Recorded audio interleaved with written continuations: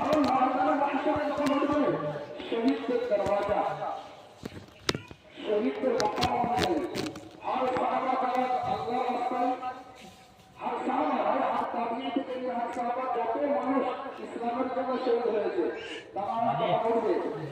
ময়দানে মাহশরে, যে জামা যে বস্ত্র পরে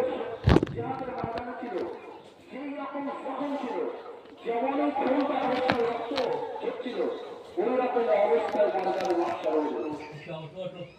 ওনাদের শান শওকত ইজ্জত এরকম হবে যে ওই রকম জখম অবস্থায়, ওই রকম খুন থেকে রক্তাক্ত অবস্থায় ময়দানে মাহশরে উঠবে। আমরা আপনি চিন্তা করে দেখি হযরত আলী, হযরত মুআবিয়া, হযরত যত সাহাবায়ে কেরামগণ, হযরত ওমর, হযরত আলী, হযরত উসমান, সব শহীদ হয়ে গেছে, সব শহীদ হয়ে গেছে।